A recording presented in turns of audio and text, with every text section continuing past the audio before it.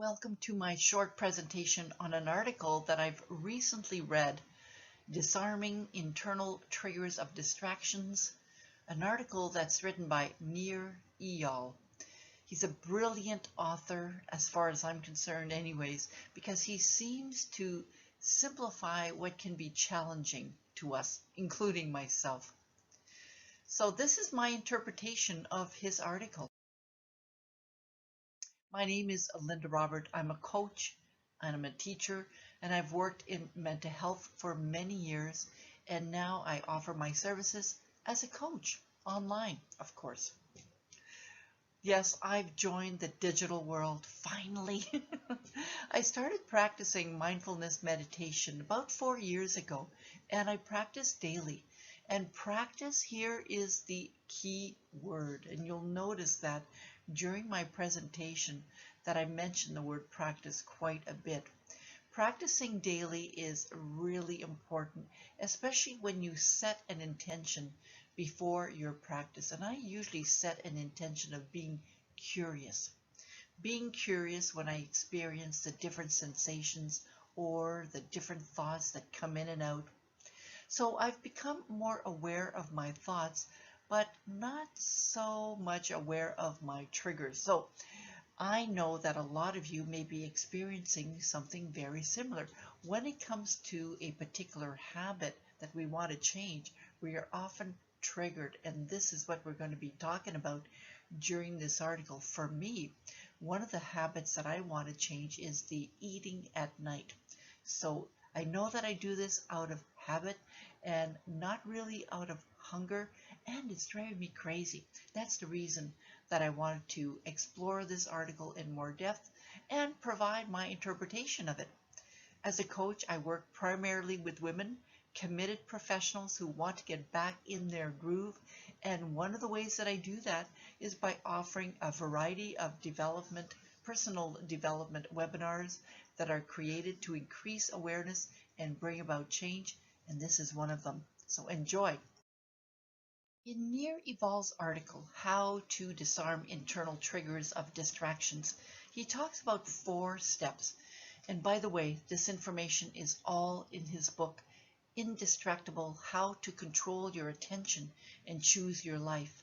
I just purchased it recently and started reading it, and it's fantastic.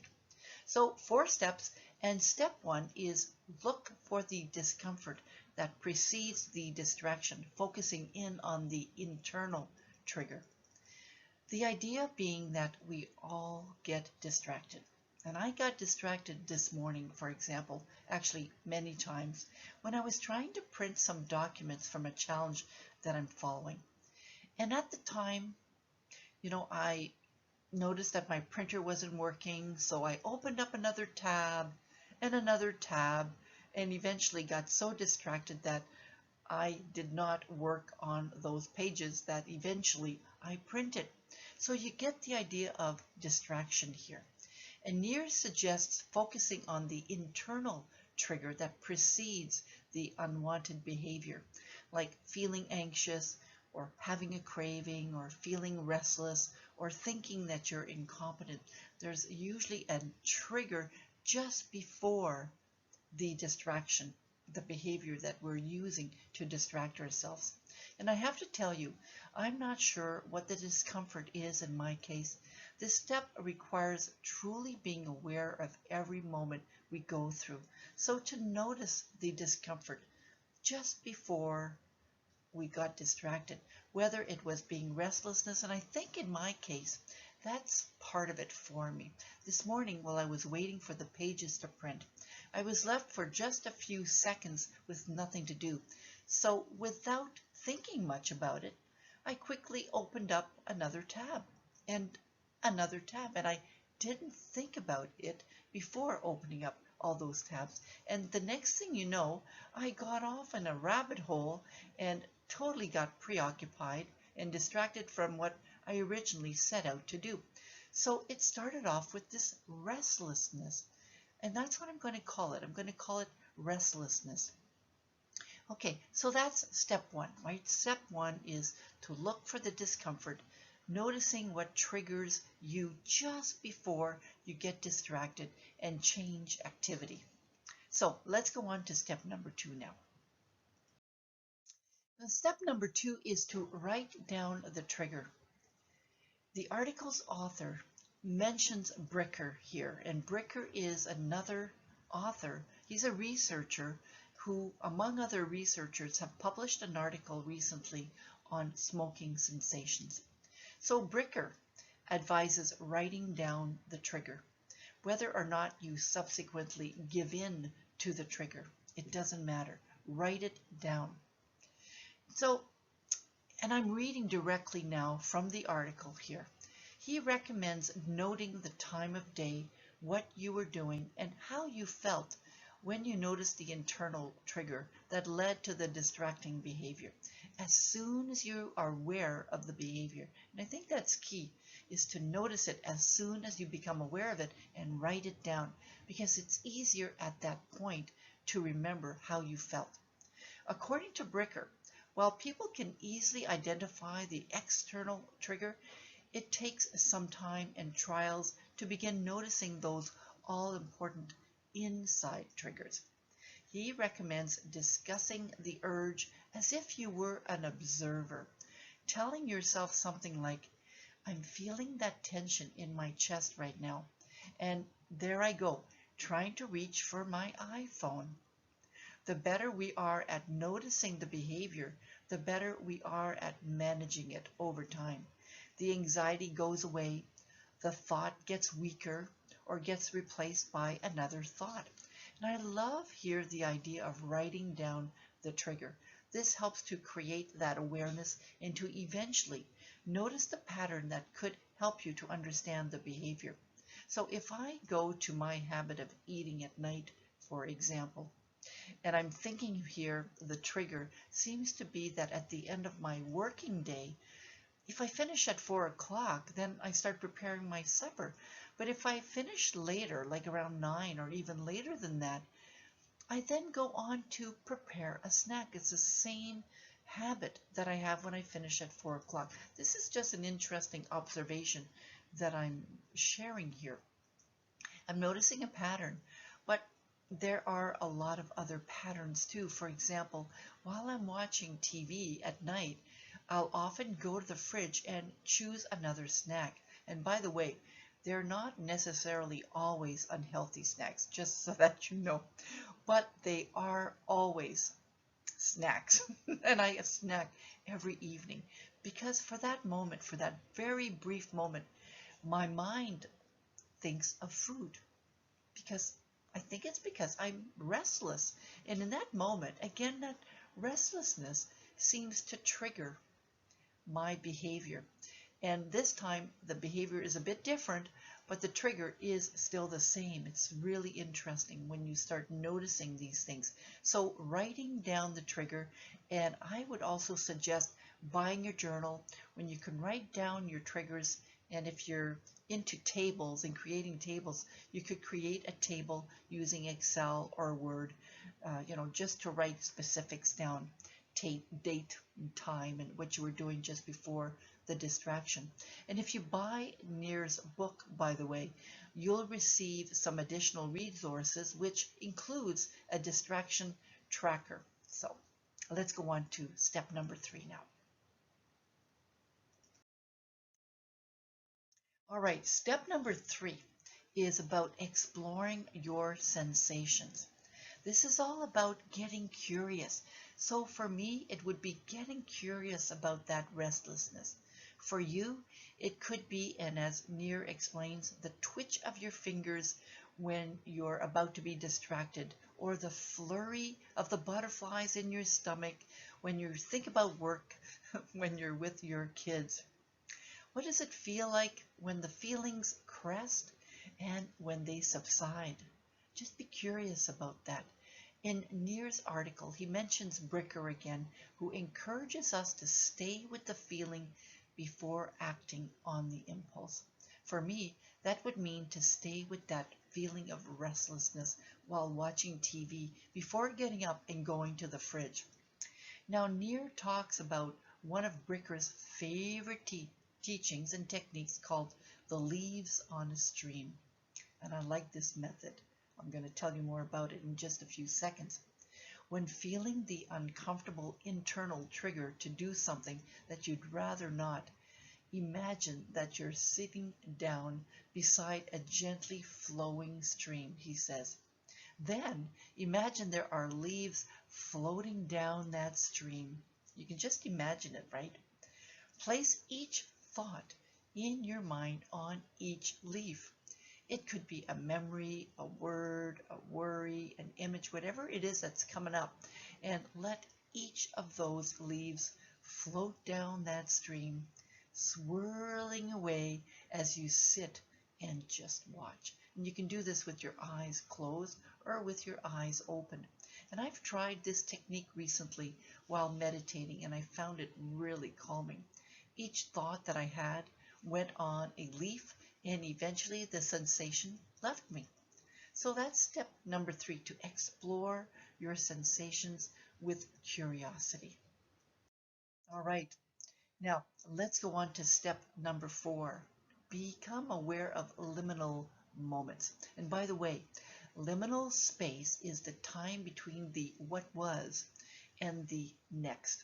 It's a place of transition, a season of waiting and of not knowing. So it can be just a little micro of a moment as well. Liminal space is where all transformation takes place if we learn to wait and let it form us. And this is according to a website that I found. It's inaliminalspace.org. So liminal moments are transitions from one thing to another throughout our day, like the opening of a tab in your web browser, getting annoyed by how long it's taking to load, and then opening up another page, like what I did this morning while I was waiting for the printer to come on. I do that all of the time, like checking your email while working on another document, right? So we do this, and the idea is to become aware of them. So Nir says there's nothing wrong with any of these actions per se. Rather, what's dangerous is that by doing them for just a second, we're likely to do things that we later regret, like getting off track for half an hour, if not more, and never coming back to that activity that we initially started. So this is what you want to think about. That's why it says be aware of those moments. One of the techniques that Nir suggests is a technique he calls the 10-minute rule. This is particularly helpful for dealing with the distraction trap. So the idea here is to, when you find yourself wanting to check your phone, for example, while waiting for something, and how often does that happen, right? It happens quite a lot. Then tell yourself it's fine to give in, but not right now, that you have to wait just 10 minutes.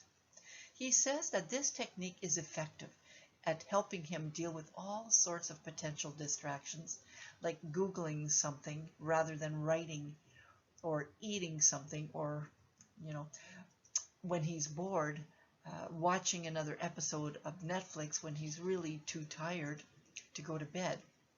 So this rule allows time to do what some behavioral psychologists call surfing the urge. Now, I've been hearing about this term a lot lately, especially when I meditate using one of my favorite sites, eMindful.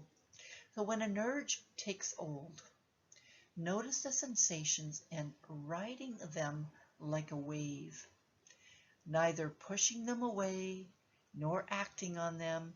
This helps us cope until the feelings subside. And when I do that, I will sometimes see the waves, typically the waves that I've seen in Cuba on one of my last vacations, for example. And those waves were huge, and then eventually they left, and then they started again. But you get the idea of riding the urge, just like riding a wave. And I quote Nir here for this last part. If we still want to perform the action after 10 minutes of urge surfing, we're free to do it. But that rarely still is the case. The liminal moment has passed, and we're able to do the thing that we always wanted to do. So this is very interesting. And it'd be interesting for you to notice that when you meditate, which we'll be doing in just a few seconds. So techniques like surfing the urge and thinking of our craving as leaves on a stream are mental skill building exercises that can help us stop impulsivity, giving in to distractions. They recondition our minds to seek relief from internal triggers in a reflective rather than reactive way. And that's what mindfulness is all about. It helps you to understand when you're reacting as opposed to when you might be responding, to choosing to respond. As Oliver Berkman wrote in The Guardian, it's a curious truth that when you gently pay attention to negative emotions, they tend to dissipate, but positive ones expand. Interesting. This surfing the urge technique takes practice, so let's take a few moments now to meditate. And I'm going to invite you here to make yourself comfortable and to simply breathe. And we're going to start with some nice deep breaths.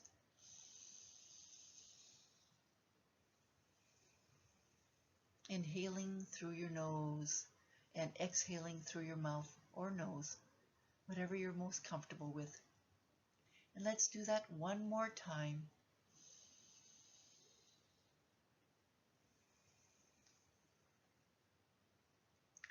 And now simply return to your natural breath. Let's simply put our attention on our breath, noticing it as it goes in and as it leaves our body. Noticing that you're breathing. We're going to continue this for just a few more moments.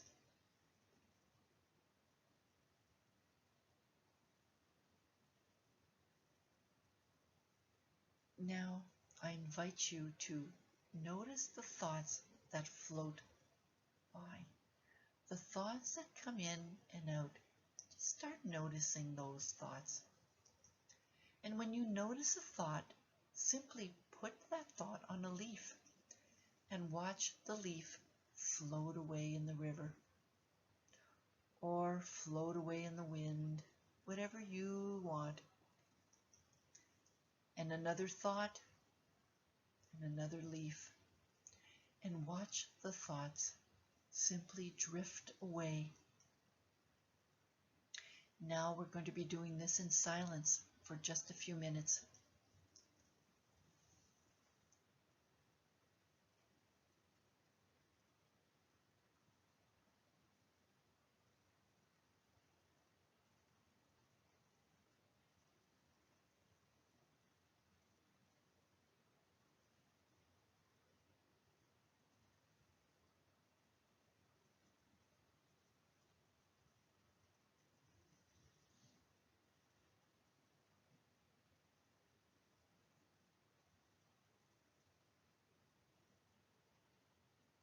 Just notice the thoughts, place them gently on a leaf,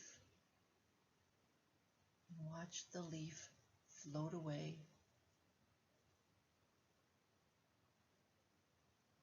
Good, very good.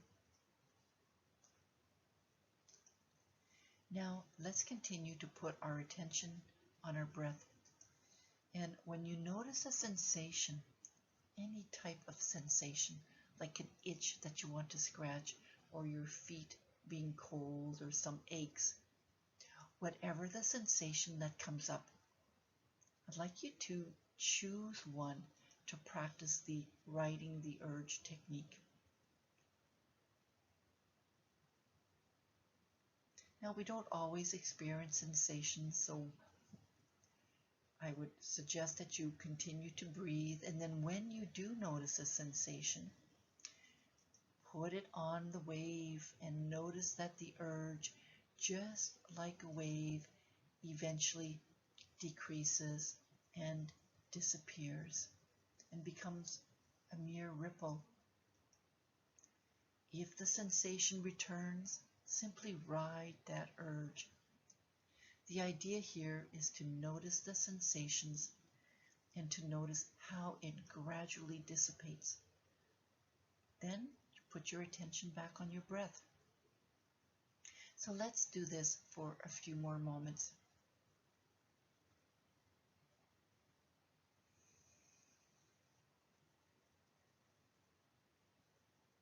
Simply noticing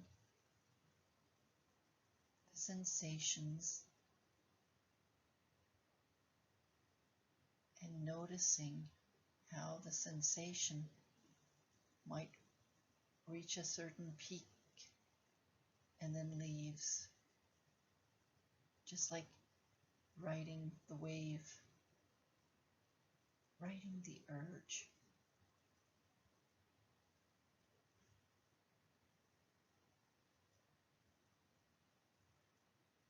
I'm noticing that my forehead is itchy. I'm just noticing it.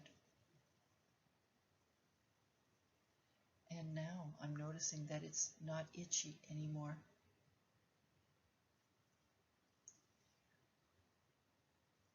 And when you're ready, gently open up your eyes and return to our presentation. You know, the idea of surfing the urge and practicing this suggests that we don't have to be reacting to urges all the time. When we simply notice that we have an urge, we can simply be with the urge, noticing that it's there. We can put it on a leaf if you'd like to try that too. And then the leaf just disappears. So it's when you're noticing that itch or whatever sensation it is, or that thought, that's when you are mindful. And that's when you could say, okay, I'm going to go back to my activity now, to that activity that you had started before. All right. So you want to have some fun with that. When you're practicing mindfulness meditation, you want to be in the moment and just become aware of what's happening in that very moment. So remember this, by reimagining an uncomfortable trigger, we can disarm it. Let's review the 4 steps. Step 1 was to look for the emotion preceding the distraction. Step 2 was to write down the internal trigger. Step 3 was to explore the negative sensation with curiosity instead of with contempt. And step 4 is to be curious during those liminal moments, and we talked about 2 techniques that could help you with that. So for more information on my services, and if you'd like to practice mindfulness meditation, please just go to my website at backinthegrooveagain.com. I'd love to be your coach, and if you want to purchase Nir's book, I'm going to add the information at the bottom here of the video. Bye-bye now. Have a great day.